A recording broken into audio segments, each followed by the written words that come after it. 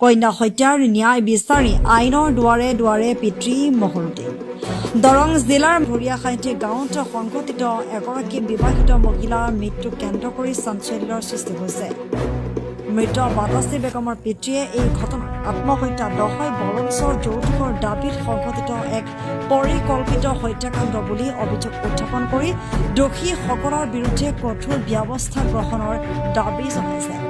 অভিযোগ অনুসৰি ধৰিয়াখাইটি গাঁৱৰ মজি বেপাৰীৰ পুত্ৰ আবুল হুছেইনৰ সৈতে সামাজিক ৰীতি নীতি অনুসৰি বাতাসী বেগমৰ বিবাহ হৈছিল। বিবাহৰ পাছৰে পৰা যৌতুক দাবী কৰি স্বামী আৰু স্বামীৰ পৰিয়ালে বাতাসী বেগমৰ ওপৰত মানসিক আৰু শাৰীৰিক নিৰ্যাতন চলাই অহাৰ অভিযোগ। পৰৱৰ্তী সময়ত বাতাসী বেগমে ষ্টিপ লৈ আত্মহত্যা কৰিছে বুলি স্বামী পক্ষই পিতৃগৃহৰ লগতে আৰক্ষীক অৱগত কৰে। কিন্তু মৃত বাতাসী বেগমৰ অভিযোগ অনুসৰি তেওঁৰ কন্যাক হত্যা কৰি ঘটনাটোক আত্মহত্যাৰ ৰূপ দিয়াৰ চেষ্টা কৰা হৈছে। পিতৃয়ে দাবী কৰা মতে স্বামী পক্ষই যৌতুক হিচাপে 1 লাখ টকা দাবী কৰিছিল। সেই ধন দিব নোৱাৰাৰ বাবেই বাতাসী বেগমক পৰিকল্পিতভাৱে হত্যা কৰা হৈছে। মৃত্যুৰ কিছুদিন পূৰ্বে অভিযুক্ত স্বামীয়ে ফোন যোগে ধন নিদিলে বাতাসী বেগমক হত্যা কৰা হ'ব বুলি ভাবুকি দিছিল। ইয়াৰ কিছুদিন পাছতে বাতাসী বেগমৰ মৃত্যু হোৱাটো ঘটনাটো অধিক সন্দেহজনক হৈ পৰিছিল। মৃত বাতাসী বেগমৰ ন্যায় বিচাৰি আইনৰ দুৱাৰে দুৱাৰে ঘূৰি ফুৰিছে পিতৃ মহৰুদ্দিন। ঘটনাটোৰ নিৰপেক্ষ তদন্ত কৰি দোষীৰ বিৰুদ্ধে কঠোৰ শাস্তি প্ৰদান কৰাৰ দাবী জনাইছে বাতাসী বেগমৰ পিতৃ মহৰুদ্দিন। এইটো আছিলে ধৰিয়াখাইটিৰ ঘটনা। মহৰুদ্দিন মোৰ ওচৰতে আছে। তেওঁৰ ছোৱালী বাতাসী বেগম আজি 2.5 বছৰমান আগতে তেওঁ বিয়া দিছিলে আবুল হুছেইনৰ লগত। ধৰিয়াখাইটি নিবাসী আবুল হুছেইনৰ লগত বিয়া দিয়াৰ পিছৰ পৰাই যৌতুক দাবী কৰি তেওঁক নানা ধৰণৰ টৰ্চাৰ কৰে, অত্যাচাৰ কৰে। তাৰপিছত আত্মা পিছত ঘৰৰ পৰিয়ালে সম্পূৰ্ণ সপৰিয়ালে তেওঁক মাৰি ওলোমাই থৈ দিলে, ঘৰৰ ভিতৰত ওলোমাই থৈ দিলে। আৰু মঙলদৈ থানাৰ ওচিয়ে গৈ তেওঁক দেখিলে যে ভৰি দুখন মাটিত লাগি আছে আৰু সন্দেহ কৰিলে যে এইটো আচলতে মাৰ্ডাৰ কেছ নহয়। তাৰপিছত তেওঁ থানাত গোচৰ এটা দিয়ে। গোচৰ দিয়াৰ পিছত আসামী আবুল হুছেইনক জেল হাজতলৈ পঠিয়াই দিয়ে।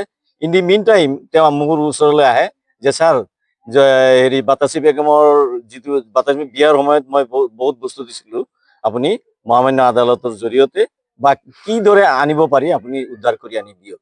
তেতিয়া মই এটা কেছ, আমাৰ এটা নিয়ম আছে আগৰ CRPC সেকশ্যন 406 IPC আৰু বৰ্তমান হ'ল BNSS, এইটো হ'ল ধাৰা 223 সাবসেকশ্যন 1 মতে মই আদালতত এটা গোচৰ কৰোঁ। আৰু গোচৰত মহামান্য আদালতে কয় যে আগৰ যিটো নিয়ম আছিল লগে লগে চাৰ্জ ৱাৰেণ্ট দিয়া নিয়ম, কয় নাই আজিকালি যেহেতু নিয়মটো সলনি হৈছে BNSSৰ মতে, সেইকাৰণে মহামান্য আদালতে তেওঁলৈ নোটিছ পঠিয়ায় আৰু লগে লগে বাতাসী বেগম মহৰুদ্দিনৰ ছোৱালী যে হয় সেই বুলি আইডেণ্টিফিকেশ্যনৰ কাৰণে এটা পুলিচৰ পৰা মঙলদৈ থানাৰ OCৰ পৰা এটা ৰিপৰ্ট বিচাৰে। কিন্তু OC মহোদয়ে এই গোচৰটো ঋষিকেশ বৰ্মন নামৰ ASIক তদন্ত কৰিবলৈ দিয়ে। তেওঁ তদন্ত সময়ত থানাত বহিয়ে তেওঁ এওঁৰ পৰা মই কোৱা মতে 6,000 টকা লয়, কেছ 6,000 টকা লয়। আৰু আদালতে হুকুম নিদিয়াকৈ আদালতে দিলে যে বাতাসী বেগম মহৰুদ্দিনৰ ছোৱালী হয় নে নহয়, আৰু নোটিছ এখন দি দিলে যে আসামী কেইজন আদালতত হাজিৰ কৰাব লাগে। কিন্তু তেওঁ তাৰ সলনি এওঁৰ পৰা 6,000 টকা লৈ মাল বস্তুখিনি উদ্ধাৰ কৰি এওঁক দি দিলে। আৰু তেওঁ এটা ছাবমিট কৰিলে যে as per direction of the court মই মালখিনি উদ্ধাৰ কৰিছোঁ আৰু তেওঁক গোটাই দিছোঁ। আচলতে মই এইখন চাৰ্টিফাইড কপি আৰু এইটো পুলিচৰ ৰিপৰ্ট চাওক। ইয়াত কোনো জেগাত লিখা নাই যে হেৰি মহামান্য আদালতে চাৰ্জ ৱাৰেণ্ট দিছে, কিন্তু চাৰ্জ ৱাৰেণ্ট দিয়াই নাই।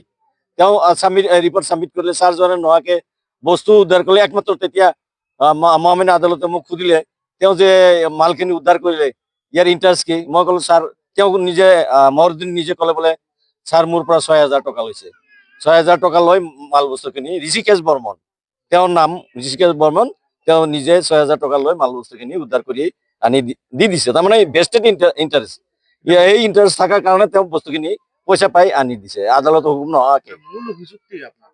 আমাৰ অভিযোগ এইটোৱে যে বৰ্তমান দেখিছোঁ যে যদি এটা কেছ হয় বা মাৰ্ডাৰ হয় বা ডমেষ্টিক ভাইলেন্স হোক বা অন্য কিবা পক্সো গোচৰ হয়, গুচৰীয়াই যদি গোচৰ দিব যায় তেওঁৰ পৰাও পইচা লয় পুলিচে, আকৌ আসামীৰ পৰাও পইচা লয়। ইয়াৰ দ্বাৰা প্ৰমাণিত হ'ল যে সম্পূৰ্ণ তেওঁলোকে এতিয়াও যদি নিকা বুলি কোৱা যায় যে অসমখন সম্পূৰ্ণভাৱে আমাৰ মাননীয় মুখ্যমন্ত্ৰী মহোদয়ে তেওঁ নিকা বুলি কৈ আছে, তেওঁৰ কোনো দুখ নাই। তেওঁতো ইমান তললৈ আহি তদন্ত কৰিব, নিজে তদন্ত কৰিব নোৱাৰে। আৰু তেওঁলোকক সুধিলে, আনকি এনেকুৱা আছে মই দেখিছো আমাৰ আগতে পুলিচে গাড়ীৰ পৰা পইচা লয় আৰু সুধিলে কয় ওপৰ মহলাত দিব লাগে। ওপৰ মহলাত ক'ত দিব লাগে এই বস্তুটো তেওঁলোকে নকয়।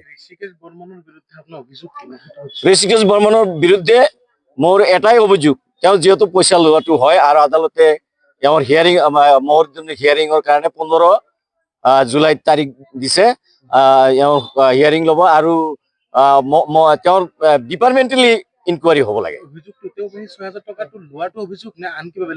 নাই, অভিযোগটো 6,000 টকা লোৱাটো অভিযোগ। তেওঁ টকা লৈ তেওঁৰ ছোৱালী মৰি গৈছে, তেওঁৰ সেই দুখতে কিমান দুখী হৈ আছে, তাৰ উপৰি তেওঁ আকৌ টকা বিচাৰিছে।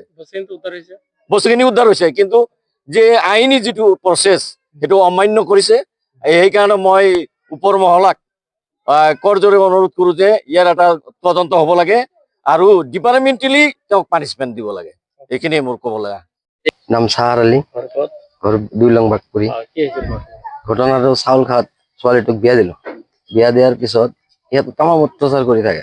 আজি এইটো খোজে, কালি এইটো খোজে। তাৰপিছত তাৰ বাপেকে মোবাইল এটা কিনি দিলা, ছাগলী কিনি দিলা। তাৰপিছত 2-3 মাহ পিছত আকৌ অত্যাচাৰ। ইয়াতো কিবা কৰিব, টকা লাগে 2 লাখ। 2 লাখ দিয়াৰ পিছত ইয়াতো কৈছে বোলে মই বুজা মিলা কৰি যাওঁ। বুজা মিলা কৰি দিলোঁ, আমি গৰিব মানুহ ক'ৰ পৰা দিম।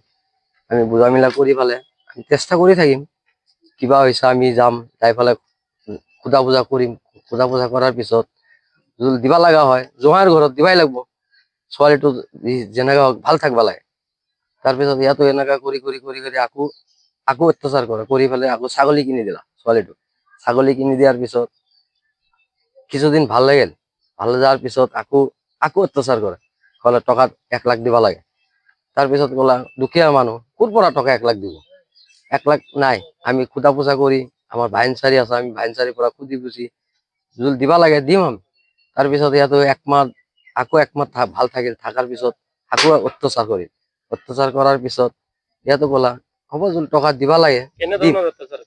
মানে মাৰপিট কৰে, টকা আন নহ'লে ততোক নাৰাখো, নহ'লে মাৰি পেলাম। তাৰপিছত ইয়াতো ক'লা ছোৱালীটো তাৰ আগদিনা ফোন দিলা। ফোন দিয়াৰ পিছত ইয়াতো ঘৰত এই সৰু বাচ্চাটোক ইয়াতো চুন্নত কৰি ল'লে। চুন্নত কৰাৰ পিছত ইয়াতো ৰাতিত ফোন দিলা। দিয়াৰ পিছত ক'লা নাই, আমি আজি ঘৰত কিবা কাম আছে, আমি নাযাওঁ, কালি আমি যাম আৰু খুদা পূজা কৰি। ইয়াতো কৈছে কি তাৰ এই সোণাহাৰ আলি মজিৰ ল'ৰা সোণাহাৰ ফোন কৰি ক'লা বোলে যদি আজি যদি তহঁতে যদি নাহে, টকা 1 লাখ যদি নিদিয়ে, ছোৱালীটো ৰাতিপুৱা ডেড বডি লৈ যাব লাগিব। তাৰপিছত ইয়াতো ক'লা, তাৰপিছত আমাৰ এই ডাঙৰ ভনী এটা আছে, এইটো আনবা গেলা। যাই ফালে বোলে এতিয়া নহয়, সন্ধিয়াত আহি লৈ যাবি। ছোৱালীটো ঘৰ পাৱাই নাই। তাৰপিছতে যাই ইয়াতো খবৰ পালা কি ছোৱালীটোক মাৰি পেলালা। মজিল ল'ৰা আবুল হুছেইন আৰু মজিল কইনাক আৰু সোণাহাৰ আলী। তাৰপিছত ইয়াতো ফোন দিলা বোলে তহঁতৰ ছোৱালীটো ঢুকাল, তহঁতো আহি ডেড বডি লৈ যাবি। আমাৰ আগতে আহি পুলিচ লৈ গেল, লৈ যাই ফালে ইয়াতো যাই চালা। ঘটনাটো এই বিয়া দিয়াৰ 3 মাহ পিছত, 4 মাহ পড়ছে আৰু আগত দিয়া নাই। তাৰপিছত ডেড বডি ইয়াতো যাই ফালে ইয়াতো নিজে ইজাহাৰ হৈ গেল। নাই, একো পোৱা নাই। আমাৰ লেই লাগে আৰ এতিয়া আমাৰ জেলা পৰিষদ আপনাৰ উচিত বিচাৰ লাগে আৰ লাগে।